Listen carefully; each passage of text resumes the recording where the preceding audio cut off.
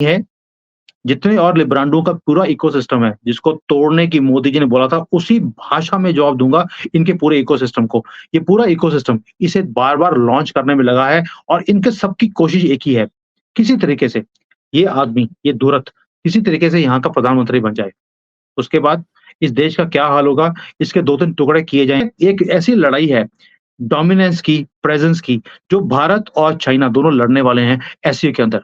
अब टाइम बताएगा। पाकिस्तान को मिडल कंट्री ग्रुप में शामिल करने की कोशिश किया है कि बड़ी इम्पोर्टेंट कंट्री है वर्ल्ड में पाकिस्तान और इसे थोड़ा-सा सीरियसली हमें लेना चाहिए। इस एससीओ समिट के अंदर भी पाकिस्तान को एक बड़ा ही इम्पोर्टेंट कंट्री की तरह दिखाने की कोशिश चाइना करने की कोशिश कर रहा है। और क किसको बोल रहा है? सारे सेंट्रल एशिया कंट्रीज़ को बोल रहा है, पाकिस्तान को सीरियसली लेना शुरू करें। मोदी जी को पहले ही पता था कि चाइना की हरकत कौन से होने आने वाली है, इसलिए खुद नहीं गए। It's like a protest. If you are going to do a terrorist country को आप एक इम्पोर्टेंट कंट्री की तरह शामिल करने की कोशिश करोगे, तो हम नहीं आएँगे। दूसरी बात इस नमस्कार दोस्तों, मैं अंबर ज़ैदी और एक बार फिर से आप सबका बहुत स्वागत है हमारे आज के खास कार्यक्रम में और आज हमारे साथ मौजूद हैं सुमित जैन जी और आज इनके साथ हम सुबह-सुबह कॉफ़ी पीने वाले हैं। सुमित जी, कॉफ़ी कड़क बनाइएगा क्योंकि मुझे कड़क कॉफ़ी पसंद है। जी, आज बात करेंगे कॉफ़ी आज सुमित जी की कॉफ़ी हमारे यहाँ आई है। तो सुमित जी सबसे पहले आपका बहुत स्वागत है। नमस्कार, जय हिंद। नमस्कार, जय श्री राम। जय श्री राम। जय हिंद भी बोल दीजिए साथ में, मैंने जय हिंद भी बोला था। जय हिंद, होता है हमेशा ही है। जी, बिल्कुल। सुमित जी, एससीओ समिट 24वीं बैठक हो रही है एससीओ की और सभी जो सदस्य देश हैं, उनके प्रमुख इस समिट में शामिल हो रहे हैं। लेकिन प्रधानमंत्री मोदी नहीं जा रहे हैं, हमारे विदेश मंत्री एस जयशंकर अस्थाना पहुँच गए हैं। तो प्रधानमंत्री मोदी की जो ना मौजूदगी है, इसमें गैर मौजूदगी कहना चाहिए, उसको आप किस तरह से देख रहे हैं? क्या संकेत हैं इसके? देखिए एम्बर जी सबसे पहले कहीं न कहीं मोदी जी ने दिखा दिया कि I do not care for SCO. I don't know why he has done it और उसको छोड़कर कहाँ जा रहे हैं? He is going to Russia. Russia जा रहे हैं, एससीओ में नहीं जा रहे और ये बोल दिया कि ये कोइंस जिसको बोलते हैं कि it was on the same timeline same नहीं है। बहुत फ़र्क है दोनों के बीच में।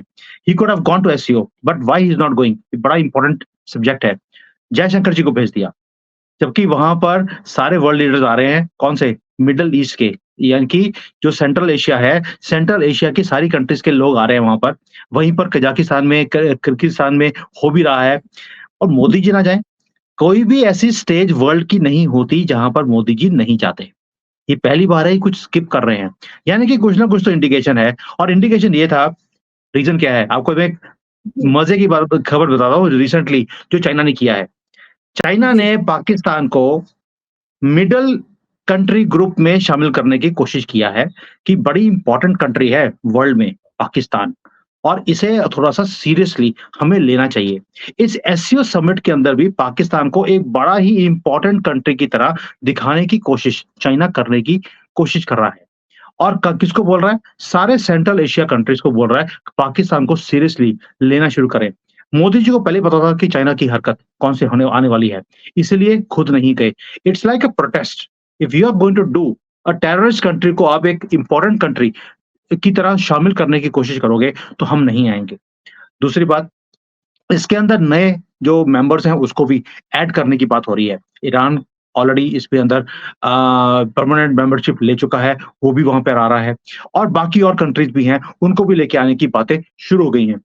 भारत ने वहाँ पर कोई ऐसा नहीं है कि बड़े-बड़े काम ना किए हों। लेकिन यहाँ पे जो एससीओ की समिट है, तो उसके अंदर बात क्या हो रही है? सिक्योरिटी की, टेररिज़्म की और किसके साथ बैठ के कर रही की जा रही है? चाइना और पाकिस्तान टेररिज़्म के ऊपर बात कर रहे हैं, जबकि पाकिस्तान में टेररिज़्म है। वहाँ से पूरी फैक्ट्री शुरू होती है, पूरी दुनिया की जो टेररिज़्म की फैक्ट्री है और चाइना उसे सपोर्ट करता है और दोनों वहाँ मिलकर बात कर रहे हैं, सानू जी टेररिज़्म के खिलाफ काम करना चाहिए रहेगा।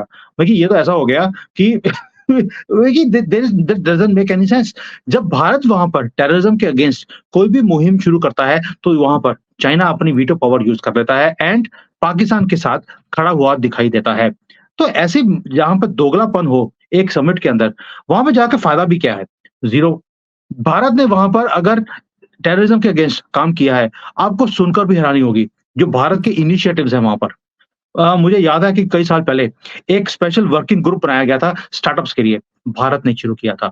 अगर वहाँ पे जो हमारा आयुर्वेदा है, उसको प्रमोट करने के लिए हमने वहाँ पर एक ग्रुप बनाया था कि सारी कंट्रीज़ को मिलकर, ये जो हम लोग एलोपैथी की मेडिसिन्स लेते हैं उसके बजाय क्यों ना हम आयुर्वेदा हो, जो ट्रेडिशनल मेडिसिन्स हैं, चाइना की हैं, भारत की हैं, इसे यूज़ किया जाए।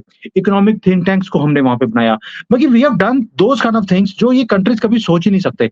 ये वहाँ आते हैं, पाकिस्तान तो आता है वहाँ पे क्योंकि फ्री में उनको कॉफ़ी मिल जाती है। फ्री में कॉफ़ी चाहिए तो मेरे यहाँ पे कॉफ़ी शॉप है जो मैंने फ्री में खोली हुई है। वहीं पे आ जाओ, चाइना में आ जाओ। भई आपको मैं फ्री कॉफ़ी दे दूँगा। अब मुझे पता है कि आप आओगे वहाँ पे, कुछ दोगे तो है नहीं, तो फ्री मिलेगी। तो ये वहाँ पे फ्री की कॉफ़ी और थोड़े से वहाँ पे जो होते हैं ना वो बिस्किट-विस्किट पड़े होते हैं, कोई मफ़िन्स पड़े होते हैं, वो खा लेते हैं, थोड़े से जेब में भी डाल के ले जाता है। आपने कभी देखा होगा पाकिस्तान का प्रधानमंत्री जब भी कहीं जाता है, जब जाता है तो उसका सूट बड़ा पतला-सा होता है। जब वापस जाता है तो बड़ा फूला-फूला सा होता है, क्योंकि वहाँ से मफ़िन्स हो गए, बिस्किट हो गए, उठा के सारी पे उसमें डाल लिए। और वहाँ पे अच्छा, जो जो लो कुकीज़ कॉफ़ी के साथ में फ्री मिलती है, वो लेके आ जाते हैं, ज हाँ, जेब वो में सारे डाल वो जेबों में भर के आए थे, फिर वहाँ पे कहते हैं ये मीटिंग बड़ी चंगी हुई। क्यों? जेबें भरी होती हैं, बिस्किट खा रहे होते हैं, तो मीटिंग तो चंगी होनी है। वहाँ पे अपनी कंट्री में तो कुछ मिलता नहीं है इनको। तो मोदी जी को मालूम है कि ये भिखारी कंट्री वाला, वहाँ पे आके ये कुछ ही करेगा। पता लगे मोदी जी वहाँ पे चाय पीने लगे और चाय के साथ बिस्किट पहले ही इसने उठा के अपनी जेब में डाल लिए। तो मोदी जी को सूखी चाय पीनी अच्छी नहीं लगती, मुझे पता लगा है ये, मुझे पता नहीं है। क्योंकि जब भी मैंने उनको चाय पीते देखा है साथ में वो बिस्किट खा रहे होते हैं, लेकिन पाकिस्तानी वहाँ पे होते हैं तो उठा के ले जाते हैं। तो मोदी जी को पता था कि इस एससीओ समिट के अंदर कुछ भी होने वाला नहीं है, ये सिर्फ़ एक टाइम वेस्ट है। इसलिए he is gone to Russia और रशिया जाना was much more important for us also. उसका रीज़न है, रशिया की कुछ नाराज़गियाँ हैं भारत के साथ, यहाँ पर हमारी जो नज़दीकियाँ अमेरिका के साथ बढ़ती जा रही हैं, इंडो पैसिफिक में हम चाइना के साथ पंगे लेने की पूरी फिराक में हैं। उसके चक्कर में रशिया की थोड़ी-सी जो एक जो बोलते हैं डिफरेंस ऑफ ओपिनियन है भारत के साथ, वो नहीं चाहते कि हम क्वाड में हों, रशिया नहीं चाहता हम क्वाड में आएँ, इंडो पैसिफिक में अपनी प्रेज़ेंस को इंक्रीज़ करें, अमेरिका का साथ दें। तो उसको बैलेंस करने के लिए मोदी जी को वहाँ जाना पड़ रहा है। And I also feel SCO is not very important for Bharat anymore.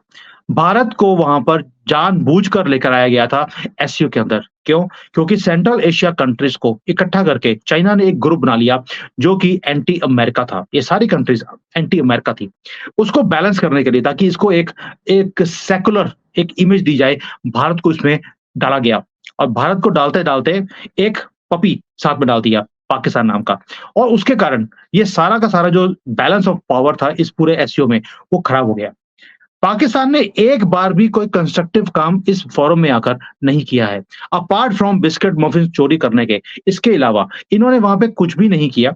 सिर्फ पाक चाइना की हाँ में हाँ मिलाया है और पाक चाइना ने भी पाकिस्तान की हाँ में हाँ मिलाई है। भारत के जितने स वहाँ पर जिसको बोलते हैं इनिशिएटिव थे, जैसे मैंने पहले बताया आपको, उसके अंदर इवन कि हमने साइंटिफिक जो है वो भी हमने एक कॉर्पोरेशन का बात बनी कि हम सभी अपने जो यंग साइंटिस्ट अपने कंट्रीज़ के, उनको आगे लेकर आए। वहाँ पर हुआ क्या?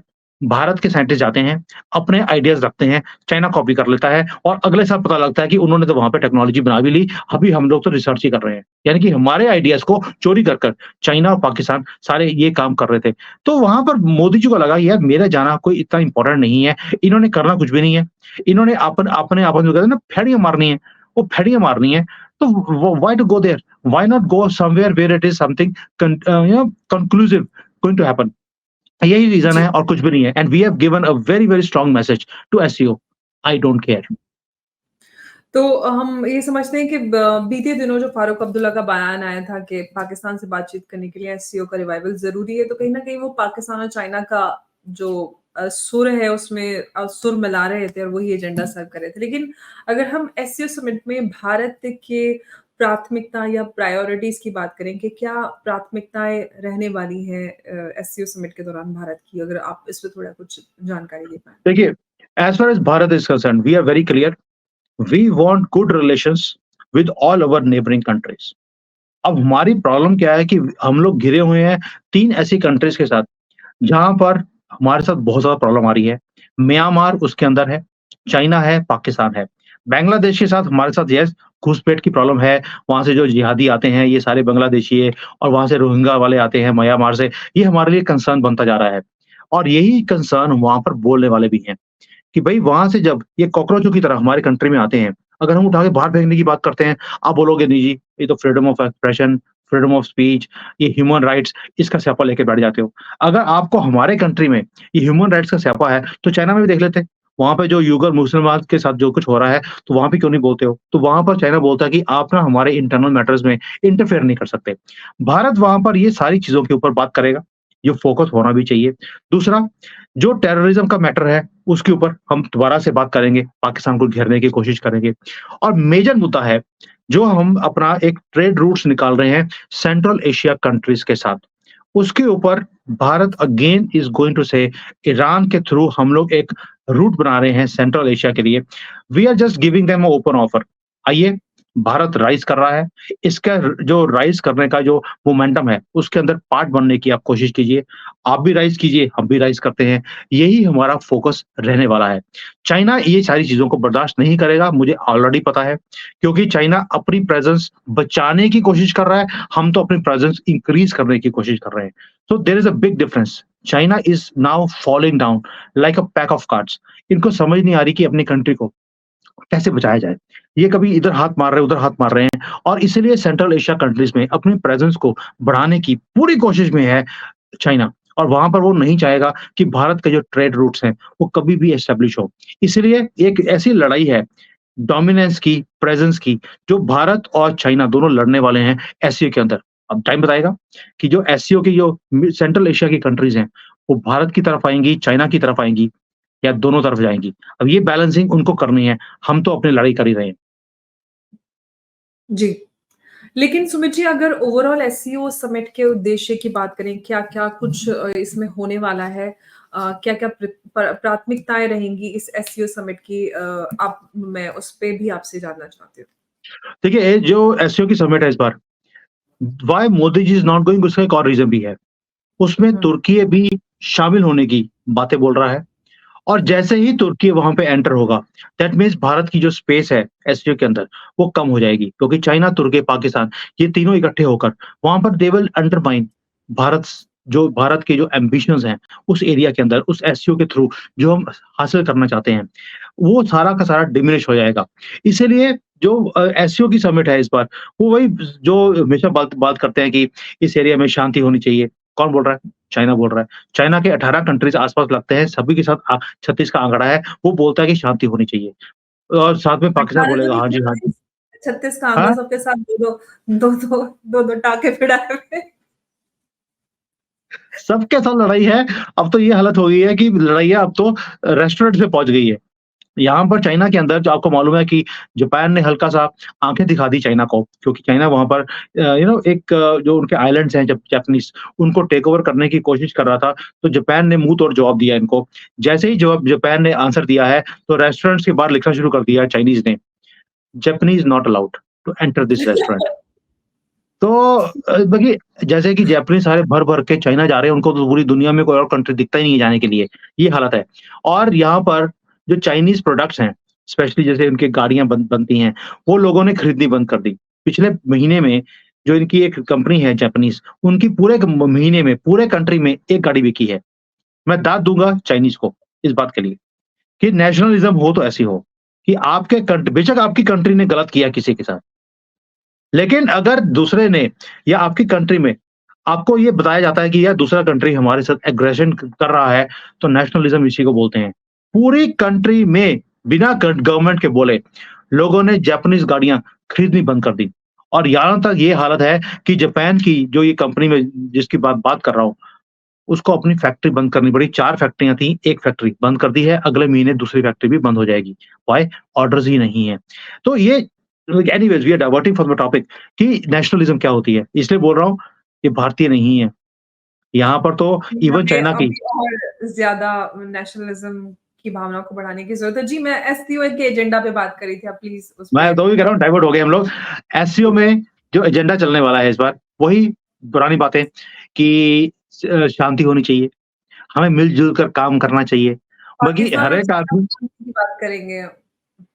हाँ, तो हमें मिल-जुल कर बात करनी चाहिए, काम करना चाहिए, यहाँ पर एक्सपेंशन करनी चाहिए, अमेरिका की दादागिरी हमें सहन नहीं करनी चाहिए। यही बातें जो हमेशा होती हैं वही चीज़ें यहाँ पर भी की जाएँगी या कोई और कनेक्टिविटी इंक्रीज़ करनी चाहिए, हमें आपस में एक न नई करेंसी निकालनी चाहिए। तो these are the things which are always been said करनी चाहिए, करेंगे इसके ऊपर कभी बात नहीं होती है। भारत ने चाबहार पोर्ट ले लिया ईरान में, उसका स्यापा लेके बैठ जाएँगे क्योंकि भारत ऑलरेडी नॉर्थ साउथ का जो ट्रांसपोर्ट कॉरिडोर है, वो बनाने की बात करता है। इंटरनेशनल नॉर्थ साउथ है, ये सिर्फ ये नहीं है कि भारत का सेंट्रल एशिया के साथ कनेक्टिविटी है। We are talking of international north south transport corridor और उसके अगेंस्ट चाइना सोचेगा कि भई मेरा पीआरआई चले जाए। तो ये एक टसल है। ये टसल है जो वहाँ पर एससीओ में दिखाई देगी, निकलेगा कुछ भी नहीं। ये वही होगा जो कुछ इंडियन पार्लियामेंट में हुआ राहुल गांधी और मोदी जी के बीच में। उन्होंने गाली निकाली, इधर से मोदी ने गाली निकाली और काम खत्म हो गया। उसके बाद बल्ले-बल्ले, दोनों की बल्ले-बल्ले है, दोनों ही खुश हो जाएँगे। यही इस एससीओ की मीटिंग में होने वाला है। और जो कजाकिस्तान है, उनके जो प्रेज़िडेंट है, उन्होंने मोदी जी को बोला कि भैया अगर आप फिज़िकली नहीं आ सकते, आप वर्चुअली आ जाइए। भई लास्ट ईयर आपको याद होगा जब एससीओ की मीटिंग थी, तो भारत में होनी थी, वो भी वर्चुअली वर्चुअल हुई थी। तो अगर वो एब्सोल्युटली वर्चुअल हो सकती है बिकॉज़ तब भी क्राइसिस ऑफ टाइम्स है, तो इस बार भी हो सकती है। मोदी जी ने अभी तक उसका आंसर नहीं दिया है, लेकिन चुपके से जयशंकर जी को वहाँ भेज दिया। एनीवेज़ फ़र्क नहीं पड़ता, जयशंकर जी गए हैं, मोदी जी तो जो तमाचा लगाने में विश्वास नहीं रखते, बट जयशंकर जी हैं, कुछ ना कुछ तो करके आएँगे। सुमित जी, आपने राहुल गांधी की बात की। राहुल गांधी जिस तरह से उन्होंने संसद में उन्होंने अपना भाषण दिया, 90 मिनट बोले और हालाँकि जो कुछ भी उन्होंने कहा, बोला, उस पे मोदी जी ने उनको ज़बरदस्त साड़े हाथों लिया।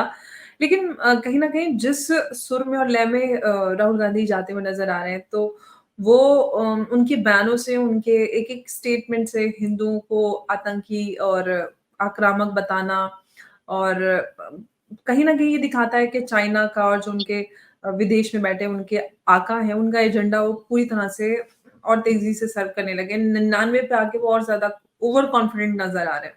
क्या कहते हैं आप? अमर जी देखिए, आपने भी कई कंपनीज़ में काम किया होगा। You been a journalist also. कई बार आपका जो नहीं, मैंने अ खुद काम नहीं किया।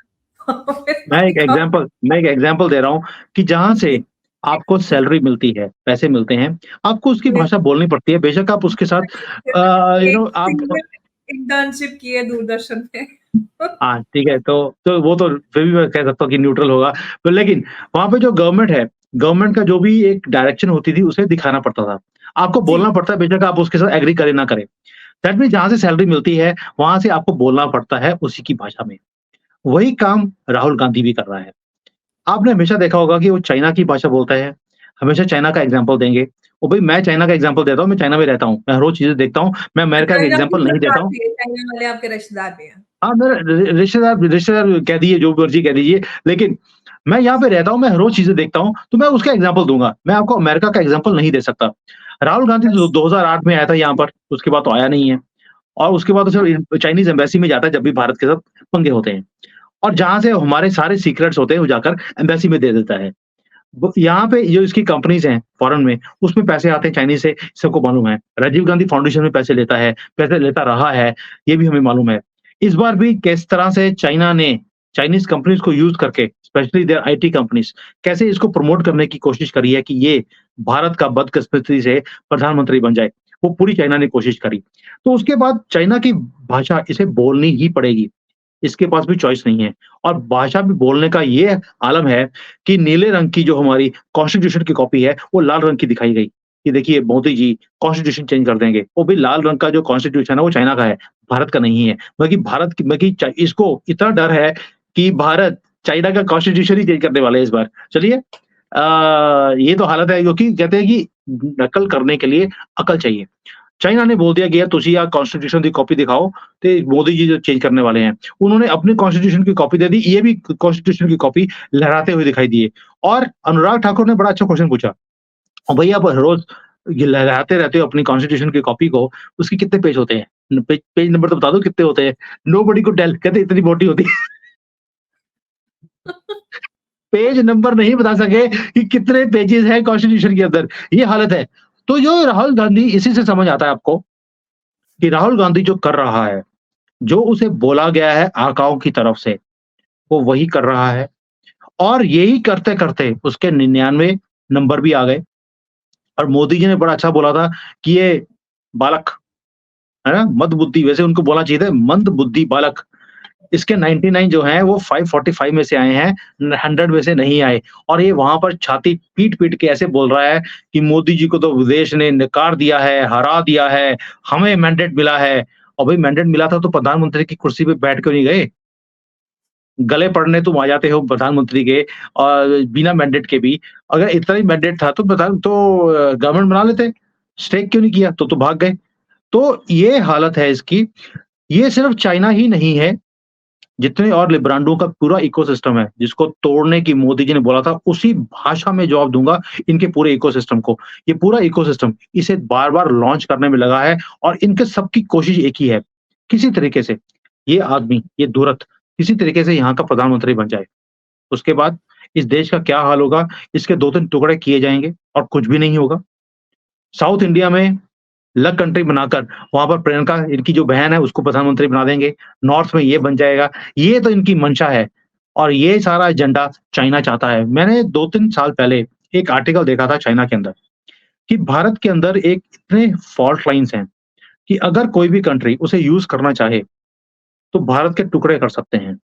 यहाँ पर डिविजन्स मल्टीपल लेवल्स के ऊपर हैं और जो चीज़ चाइना ने उस वक़्त बोली थी इस इलेक्शंस में, आपने वो होती हुई दिखाई भी दी है। उन्होंने नॉर्थ साउथ को डिवाइड कर दिया, हिंदू मुसलमान कर दिया, हिंदुओं को जातियों में बाँट दिया। करते-करते ये आगे-आगे जाकर मुसलमानों को भी जातियों में बाँटेंगे, उनकी भी 72 जातियाँ हैं। और जब ऐसे काम होंगे, तो तब आप देखेंगे कि इतने मल्टीपल लेवल्स के ऊपर किसी भी कंट्री के लिए, सारी कंट्री को जोड़कर रखना वो इम्पॉसिबल हो जाएगा।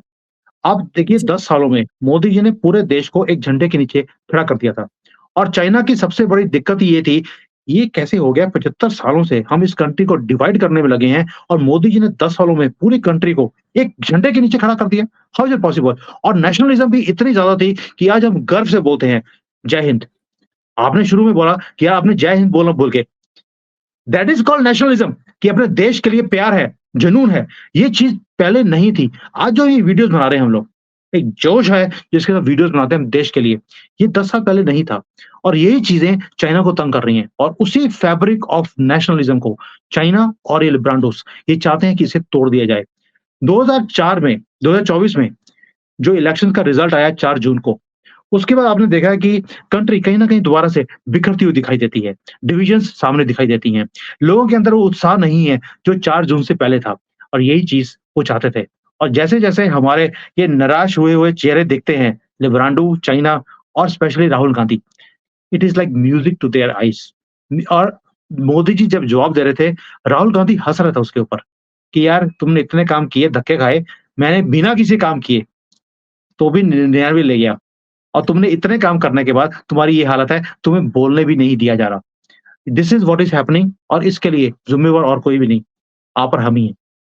एब्सोल्युटली कहीं न कहीं राहुल गांधी जो ओवर कॉन्फिडेंस है वो इस बात का संकेत है कि उन्होंने जो डिवाइड क्रिएट किया है, संविधान एक तो जो संविधान बदलने की बात जो एक उन्होंने हिट एंड रन वाला उनका फ़ॉर्मूला है कि लोगों के बीच एक शगुफ़ा छोड़ दीजिए और उसपे अफ़वाहें फैलने दीजिए और उसका फ़ायदा उनको मिला।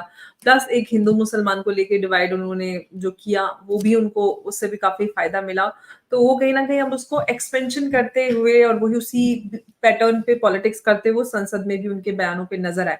लेकिन एससीओ समिट की हम बात कर रहे थे, एससीओ समिट में ना जाकर क्या प्रधानमंत्री मोदी की जो गैर मौजूदगी रहेगी, निराशा होगी जो और राष्ट्र प्रमुख हैं और क्या ऐसा कुछ हो सकता है कि नाराज़गी हो? क्योंकि चाइना देखिए और अमर जी, टी20 का ज़माना है। कई बार आपको फ्रंट फुट पे खेलना पड़ता है, कभी बैक फुट पर जाकर आपको शॉट लगाने पड़ते हैं। मोदी जी जी, को मालूम है मुझे फ्रंट फुट पे कब आना है, बैक फुट पे कब जाना है। हमने एक स्टेप पीछे लिया है, कई बार दुश्मन को नापने के लिए भी पीछे हटना ताकि पड़ता है बाउंड्री के पार और मार सकें। बाउंड्री से बाहर कैसे बॉल मारनी है, वही किया जाएगा और किसके पिछवाड़े पे लात मारनी है, ये मोदी जी को बड़ी अच्छी तरह से आता है। इस बार मोदी जी ने ना जाकर ये तो बता दिया कि how I see SCO at the moment and मतलब भारत बिलीव के मी। लिए एससीओ की कोई प्राथमिकता रह नहीं जाती है, मतलब ये भी एक कह सकते हैं, वो देखिए तय पहली नहीं बात है। ये है कि we are taking SCO very seriously क्योंकि सेंट्रल एशिया कंट्रीज़ सारी की सारी वहाँ पर हैं और हम उन्हें अपने पाले में लेके आना चाहते हैं। हम कॉरिडोर बनाना चाहते हैं ताकि रशिया तक हमारे भी एक कॉरिडोर बन जाए एंड एक एक्सेस फ्री एक्सेस आना शुरू हो जाए। कल को हमने पीओके के ले ही जाना है, जब पीओके ले जाते हैं तो हमें हो सकता है कि नया कॉरिडोर भारत से ही सेंट्रल एशिया की तरफ निकल जाएगा। हमें किसी और कंट्री की सहायता की ज़रूरत नहीं पड़ेगी।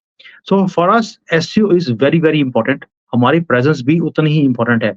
हमने जयशंकर जी को भेजा ज़रूर है वहाँ पर, लेकिन मोदी जी ने कहीं न कहीं बिकॉज़ उनका उनको मालूम है कि मेरा वेट जो है, भारत का वेट और मोदी जी की प्रेज़ेंस का वेट इतना ज़्यादा है कि he also wants to show people कि without me SCO is nothing. और ये इस बार होता हुआ भी दिखाई देगा। वहाँ पर जिस तरह से जिसको बोलते हैं कि बाकी कंट्रीज़ रिएक्ट कर रही हैं। कजाकिस्तान बार-बार मोदी जी को बोल रहा है, "तुसी यार वर्चुअली आ जाओ।" इसी से आप समझ जाइए चीन को, पाकिस्तान को कितनी आग लग रही होगी और मोदी जी बिना बोले भी कई बार ऐसे काम कर जाते हैं कि दूसरे को जलाने के लिए कोई भी कसर नहीं छोड़ते और इस बार बिना गए ही उनके जिसको बोलते हैं कि तशरीफ पे आग लगा दी है। बिल्कुल और मोदी जी का कज़ाकिस्तान ना जाना एससीओ समिट में गैर मौजूदगी बहुत सारे सवाल खड़े कर रहा है, बहुत सारे लोग अलग-अलग अंदाज़े लगा रहे हैं कि ये वजह है, ये वजह है। लेकिन कई सारी वजह है, लेकिन जल्दी लोग जिनको लग रहा है कि मोदी जी किसी दौरे पर नहीं जा रहे, जल्दी ही रशिया जाएँगे और आपको मोदी जी वापस खुश करेंगे। किसी विदेशी दौरे पे जाकर लोगों को मोदी जी का वही रूप देखने के लिए मिलेगा, जो कि अभी हमने कुछ दिन पहले देखा था। सुमित जी बहुत-बहुत धन्यवाद आपका, आप हमारे साथ इस बहुत अहम चर्चा में जुड़े। नमस्कार, जय हिंद, जय भारत। जय भारत!